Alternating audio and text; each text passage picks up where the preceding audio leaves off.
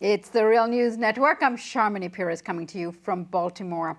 According to a new CNN ORC poll on Monday, Donald Trump continues to be the front runner among Republican voters in the race for the White House.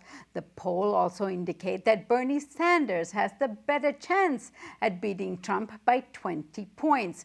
If you're looking for that data, it is buried on the CNN site. You will really have to scroll down and find the paragraph starting with both of the remaining Democratic nominees topped Trump by a wide margin in hypothetical general election matchups. Sanders over Trump by 20 points and Clinton over Trump by 12 points.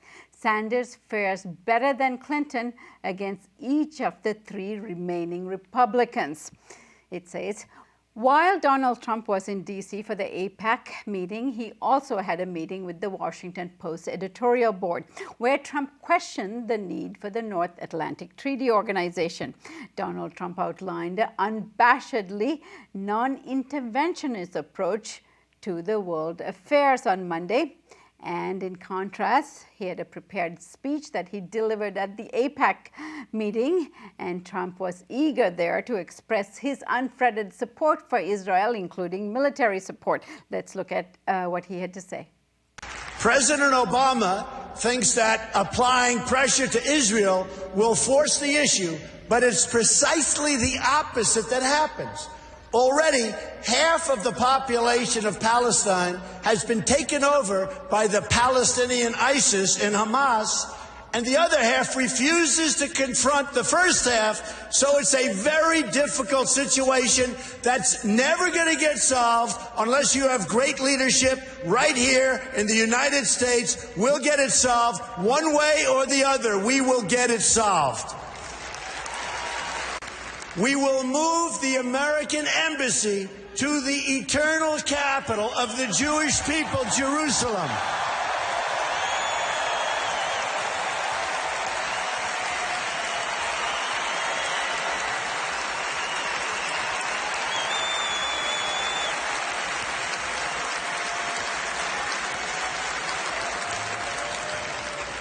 And we will send a clear signal that there is no daylight between America and our most reliable ally, the State of Israel.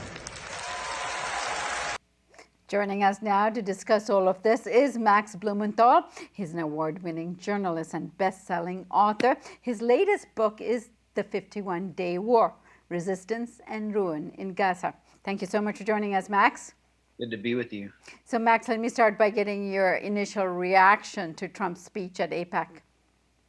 Well, there was, supposed to be a lot of dissent against Trump from inside AIPAC, a group of rabbis mostly affiliated with the Reform congregation, or with the Reform wing of Judaism, which is, one of the most liberal wings, had planned a protest of Trump inside. The neoconservative pundits and think tank fellows were attacking Trump for his non-interventionist stance, for his comments about the Iraq war and debates. And it looked like Trump was possibly walking into a very hostile environment. And that turned out to not be the case at all. Trump simply transposed his denigration of Mexican and Muslim Americans onto Palestinians. And it turned out to work very well before the AIPAC audience. Even though he was using dual teleprompters in a speech partially authored by his son-in-law, Jared Kushner, who's the publisher of the neoconservative New York Observer, Trump was freestyling in many cases. And he was being vintage Trump in the way that he denigrated Palestinian societies as a haven of death worshippers and terrorists who were determined to simply kill Jews as Jews. He was inciting racial hatred. He was inciting ethnic tension, and the crowd loved it. You could really see the kind of mob mentality that's taken over the free Trump rallies, which often descend into violent pandemonium, start to consume the Verizon Center in DC and take over this crowd of AIPAC delegates and supporters who are, demographically, economically very different from the stereotype of the kind of white, lower middle class downwardly mobile middle American who loves Trump. So Trump's message really managed to gain traction in an almost natural fashion before AIPAC, and this is just remarkable to watch.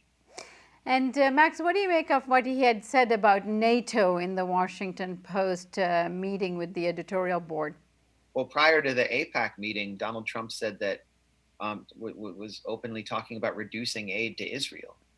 And next thing you know, he turns around and says that he will always, be on Israel's side. He is completely on Israel's side, and he attacks the sitting American president as the worst president for Israel in American history, which we know is sort of not true because Obama has pushed U.S. aid to Israel to record levels. And the crowd loved it. They ate it up. They stood up and cheered for an attack on the sitting American president in Washington, D.C. So Trump is sort of all over the place with these positions. It's hard for me to know where he stands. He stated so many different positions on Syria, from not wanting to support Syrian rebels because we don't know who they are and they're affiliated with al-Qaeda, to calling for ground troops in Syria. Trump, before this meeting, I think this is a result of pressure from the pro-Israel lobby, named 5 new foreign policy advisors, most of whom were unknown figures. One of whom, however, Walid Farias, is affiliated with one of the major neoconservative think tanks in Washington, the Foundation for the Defense of Democracies, and is a former commander of a right-wing Lebanese militia, which was involved in human rights atrocities during the Lebanese Civil War. So Trump is clearly trying to have it both ways. He's trying to be the Buchananite candidate that won over the Appalachian crowd that really hates free trade policies, that is isolationist in nature, and he's trying to appeal to Beltway neocons who he thinks he's going to need in a general election. And just if you listen to Hillary Clinton at AIPAC, who delivered a bloodthirsty, militaristic, bellicose speech that was at least as aggressively pro-Likud as Donald Trump, it seemed that Hillary Clinton sensed that Trump was weak among the kind of right wing of the Israel lobby, the neoconservatives, and that she was making a play, not necessarily for their votes, but for their funding and their support. Max, let's have a look at some of what she had to say. Yes, we need steady hands, not a president who says he's neutral on Monday, pro-Israel on Tuesday, and who knows what on Wednesday, because everything's negotiable.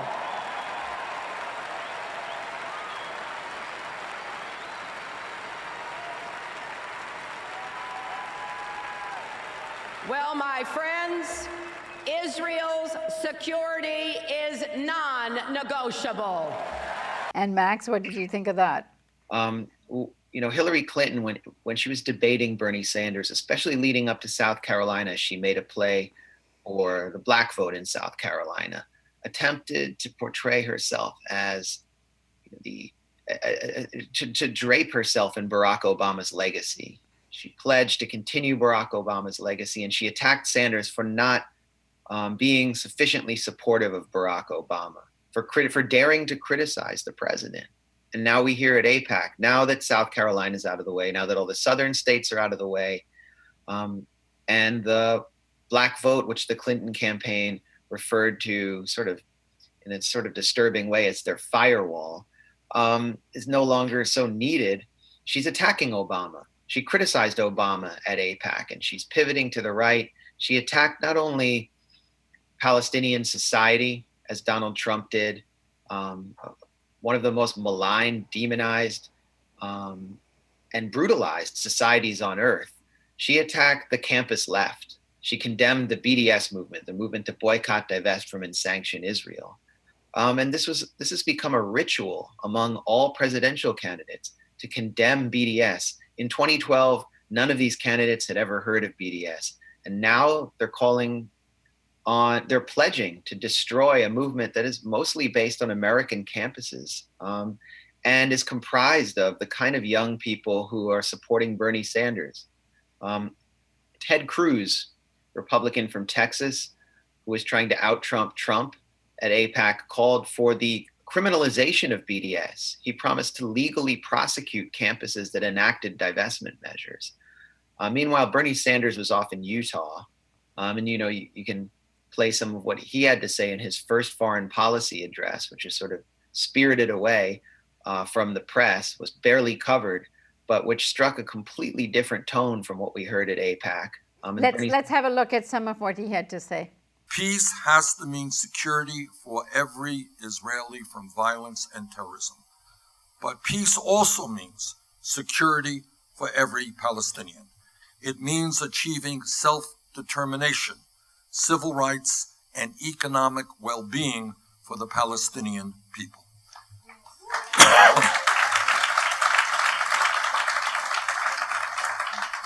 Peace will mean ending what amounts to the occupation of Palestinian territory, establishing mutually agreed upon borders, and pulling back settlements in the West Bank, just as Israel did in Gaza, once considered an unthinkable move on Israel's part.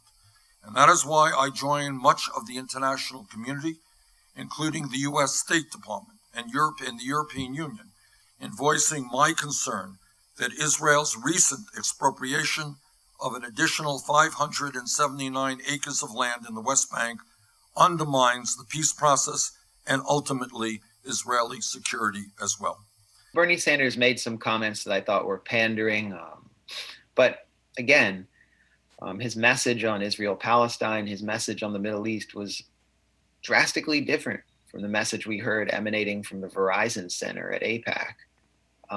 Bernie Sanders was later interviewed by Chris Hayes on MSNBC, and he was asked about BDS. It's the first time he's ever been asked about it. He's really tried to stay silent on Israel-Palestine. So I'm not sure if he really understands what BDS is, what it represents, or its importance. But he still said that it's fair game, and this is his exact language. It's fair game to attack Israel's policies, and that Israel does a lot of bad things to Palestinians. So in many ways, Sanders is holding firm. And while he's not coming anywhere close to endorsing BDS, he's at least describing it in as a sort of legitimate tactic. And its overall policy towards Israel and Palestine seems to be much more balanced and taking into consideration the plight of Palestinians than any of the candidates running right now. And this should reflect positively in terms of the Arab population in the United States and how they vote. Well, Bernie Sanders won Dearborn, which is really one of the most heavily Arab American population centers in the country. He won Dearborn by 30 points over Hillary Clinton, and it may have helped power him to an upset victory in Michigan.